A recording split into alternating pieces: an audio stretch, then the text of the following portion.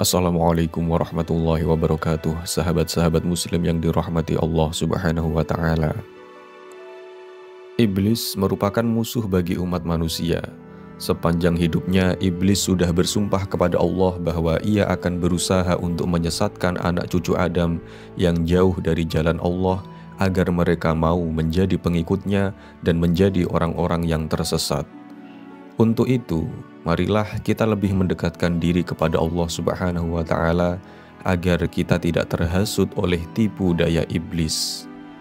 Tapi tahukah Anda bahwa jauh sebelum Nabi Adam diciptakan, iblis adalah merupakan makhluk yang mulia di sisi Allah dan merupakan salah satu makhluk yang paling dihormati oleh malaikat.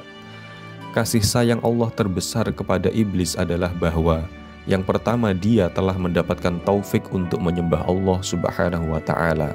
Yang kedua, karena ibadahnya yang banyak, dia dimasukkan ke dalam kumpulan para malaikat. Dan sebaik-baik pertolongan Allah kepadanya adalah ia menjadi teman pendamping para malaikat sehingga dapat memahami keindahan, kesucian, dan kebersihan mereka. Saking mulianya iblis pada masa itu, dalam sebuah kitab karangan Imam Al-Ghazali, beliau menyebutkan bahwa iblis itu sesungguhnya namanya disebut sebagai Al-Abid, yakni ahli ibadah pada langit yang pertama. Lalu, langit yang kedua disebut Az-Zahid. Kemudian, langit yang ketiga namanya disebut Al-Arif. Pada langit keempat namanya adalah Al-Wali. Pada langit kelima namanya disebut At-Taqi. Pada langit keenam namanya disebut Al-Kazin, dan pada langit ketujuh namanya disebut Azazil, manakala dalam Luhul Mahfud namanya ialah Iblis. Dikisahkan, Iblis dulunya adalah ahli ibadah yang tidak pernah membangkang dan mengeluh terhadap perintah-perintah Allah. Ia pernah bersujud kepada Allah selama 1000 tahun lamanya dan ia sangat giat dalam beribadah. Bahkan Iblis pernah menjadi Sayyidul Malaikat, yakni penghulu atau pemimpin malaikat, dan Khazinul Jannah, bendahara surga. Namun, lama-kelamaan Iblis menjadi sombong dan angkuh. Ia menganggap bahwa dirinya adalah makhluk yang paling tinggi derajatnya di antara makhluk-makhluk Allah yang lain. Hingga pada suatu saat, ketika Allah baru saja menciptakan Adam sebagai manusia, maka Allah memerintahkan Iblis untuk bersujud kepada Adam. Lalu Iblis berkata, "Adakah engkau mengutamakannya daripada aku, sedangkan aku lebih baik daripadanya? Engkau jadikan aku daripada api, dan engkau jadikan Adam daripada tanah." Kemudian Allah berfirman kepada Iblis, "Aku membuat apa yang aku kehendaki." Oleh karena Iblis memandang dirinya penuh keagungan, maka dia enggan sujud kepada Adam karena ia merasa bangga dan sombong. Dia berdiri tegak hingga malaikat selesai bersujud. Ketika para malaikat mengangkat kepala mereka, mereka mendapati Iblis tidak sujud, sedang mereka telah selesai bersujud. Maka para malaikat bersujud kembali untuk kali kedua karena bersyukur. Tetapi Iblis telah dirasuki oleh sifat angkuh dan sombong, tetap enggan sujud. Dia berdiri tegak dan berpaling dari para malaikat yang sedang bersujud. Dia tidak ingin mengikuti mereka dan tidak pula dia merasa menyesal atas pembangkangannya terhadap Allah. Kemudian Allah merubahkan mukanya pada asalnya yang sangat indah cemerlang ke bentuk hina yang menyerupai babi hutan. Allah membentuk kepalanya seperti kepala unta, dadanya seperti daging yang menonjol di atas punggung. Wajah yang ada di antara dada dan kepala itu seperti wajah kera. Kedua matanya terbelah pada sepanjang permukaan wajahnya. Lubang hidungnya terbuka seperti cerek tukang bekam. Kedua bibirnya seperti bibir lembu. Taringnya keluar seperti taring babi hutan, dan janggut terdapat sebanyak 7 helai. Setelah itu, lalu Allah mengusirnya dari surga, bahkan dari langit, dari bumi dan ke beberapa jazirah. Dia tidak akan masuk ke bumi melainkan dengan cara sembunyi. Allah melaknatnya hingga hari kiamat karena dia menjadi kafir.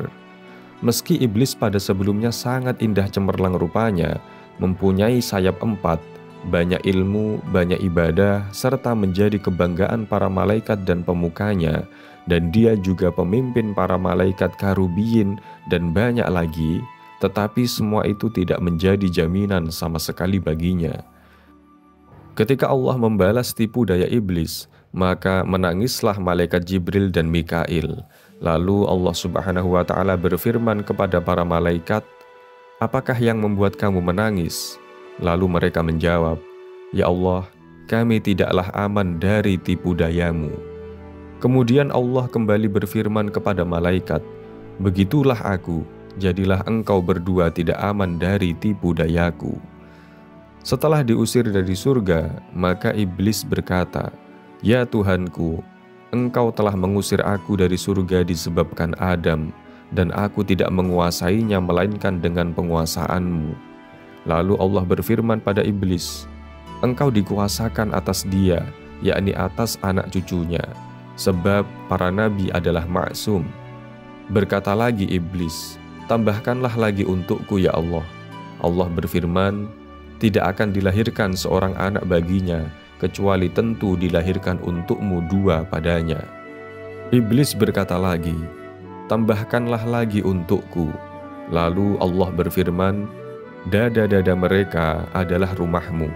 Engkau berjalan di sana sejalan dengan peredaran darah." Iblis pun berkata, "Tambahkanlah lagi untukku." Maka Allah berfirman lagi yang bermaksud, "Dan kerahkanlah terhadap mereka pasukan berkuda dan pasukan yang berjalan kaki." Artinya, mintalah tolong menghadapi mereka dengan pembantu-pembantumu, baik yang naik kuda maupun yang berjalan kaki. Dan berserikatlah dengan mereka pada harta, yaitu mendorong mereka mengusahakannya dan mengarahkannya ke dalam haram. Dan pada anak-anak, yaitu dengan menganjurkan mereka dalam membuat perantara mendapat anak dengan cara yang dilarang, seperti melakukan senggama dalam masa haid, berbuat perkara-perkara syirik mengenai anak-anak itu dengan memberi nama mereka Abdul Uzza, menyesatkan mereka dengan cara mendorong ke arah agama yang batil, mata pencarian yang tercela, dan perbuatan-perbuatan yang jahat, dan berjanjilah mereka.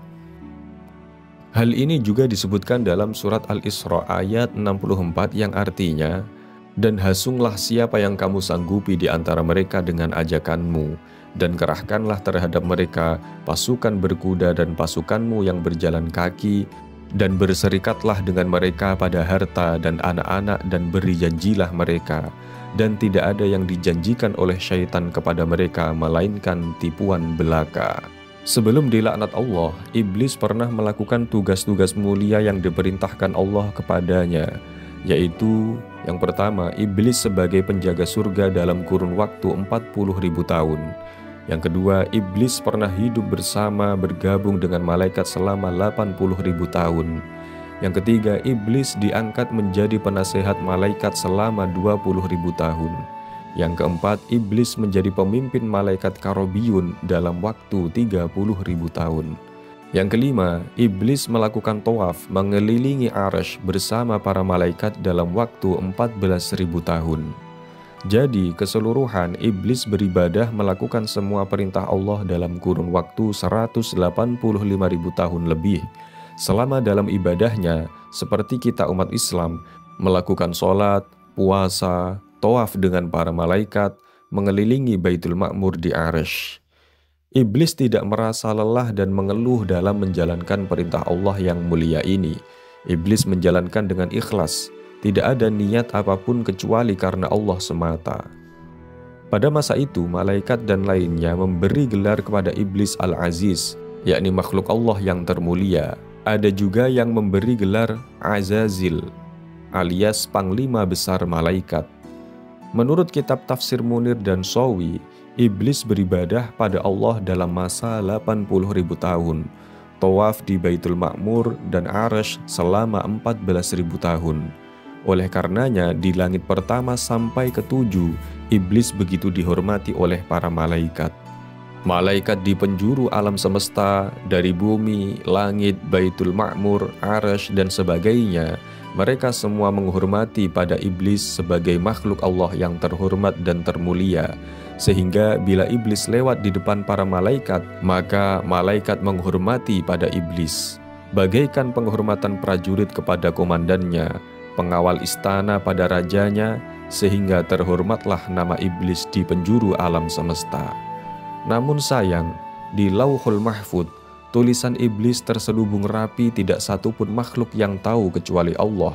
Tertera Al-Kafir, Al-Mal'un, iblis ingkar terkutuk. Dalam sumber lain, iblis pada mulanya bernama Azazil dan tinggal di bumi. Azazil adalah jin yang taat kepada Allah, dan memang iblis sebenarnya adalah dari golongan jin seperti pada firman Allah. Dan ingatlah ketika kami berfirman kepada para malaikat, sujudlah kepada Adam, maka sujudlah mereka kecuali iblis. Dia adalah dari golongan jin, maka ia mendurhakai Tuhannya. Quran Surat Al-Kahfi ayat 50. Dia menyembah Allah selama 1000 tahun. Lalu Allah Subhanahu wa Ta'ala mengangkatnya ke langit pertama. Di langit pertama, Azazil beribadah menyembah Allah selama 1000 tahun. Kemudian dia diangkat ke langit kedua. Begitu seterusnya hingga akhirnya dia diangkat menjadi imamnya para malaikat. Apapun perintah Allah kepada malaikat juga adalah perintah baginya. Karena dialah imam para malaikat yang memimpin malaikat. Azazil adalah imam dari seluruh malaikat. Al-Muqarrabun imamul jami'il malaikat. Ada riwayat yang menyatakan Azazil beribadah kepada Allah selama 80.000 tahun dan tiada tempat di dunia ini yang tidak dijadikan tempat sujudnya kehadirat Allah Subhanahu wa Ta'ala. Dalam satu riwayat menceritakan, malaikat Israfil melihat yang tersurat di Lauh Mahfud. Ada tercatat satu suratan yang berbunyi, adanya satu hamba Allah yang beribadah selama 80.000 tahun, tetapi hanya karena satu kesalahan, maka ibadah hamba itu tidak diterima Allah dan hamba itu terlaknat sehingga hari kiamat. Maka menangislah Israfil karena bimbingan makhluk yang tersurat di Lauh Mahfud itu adalah dirinya. Maka diceritakanlah Israfil kepada segala malaikat pengalamannya melihat apa yang tersurat di Lauh Mahfud. Maka menangislah sekalian para malaikat karena takut dan bimbang dengan nasib mereka. Lalu semua malaikat datang menemui Azazil yang menjadi imam para malaikat, agar Azazil mendoakan keselamatan dunia dan akhirat kepada seluruh malaikat.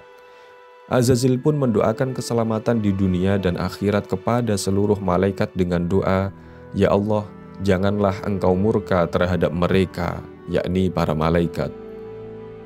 Namun Azazil lupa untuk mendoakan keselamatan untuk dirinya.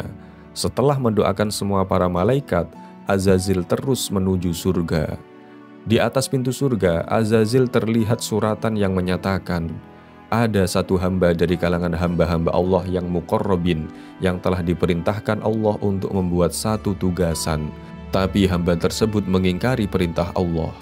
Lalu dia tergolong dalam golongan yang sesat dan terlaknat. Lalu Allah menciptakan Adam alaihissalam dan memerintahkan malaikat untuk sujud menghormat kepada Adam. Azazil sebagai imam para malaikat sepatutnya lebih dahulu bersujud memimpin para malaikat. Tetapi dia menolak karena dia merasa bahwa dirinya lebih baik daripada Adam. Sementara para malaikat lain terus sujud tanpa dipimpin oleh Azazil.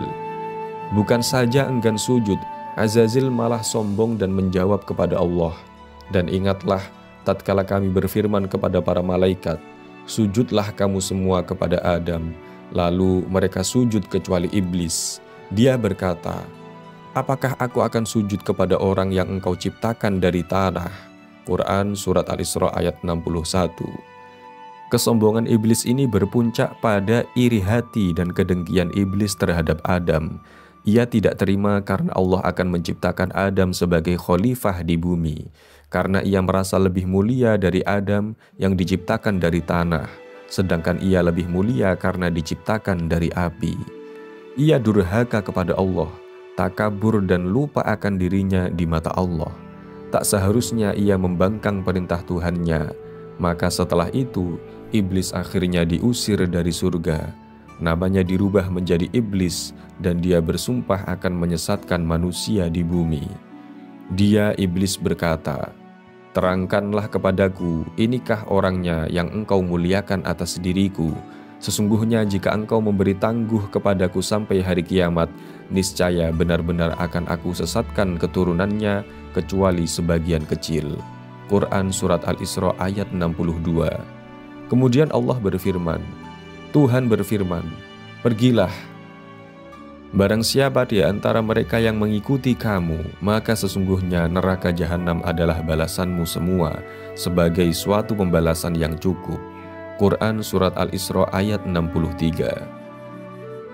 Sahabat-sahabat muslim yang dirahmati Allah Subhanahu wa Ta'ala, dari kisah ini kita bisa mendapat pelajaran bahwa iblis yang dulunya adalah ahli ibadah dan makhluk Allah yang mulia sekalipun bisa menjadi makhluk yang dilaknat oleh Allah karena kesalahannya. Untuk itu sebaiknya kita menjauhi sifat-sifat iblis seperti sombong, angkuh, iri dengki, dan yang lainnya agar kita terhindar dari laknat Allah. Sekian dari kami, apabila banyak kesalahan mohon maaf yang sebesar-besarnya. Al-haqqu min rabbika fala takunanna minal mumtarin.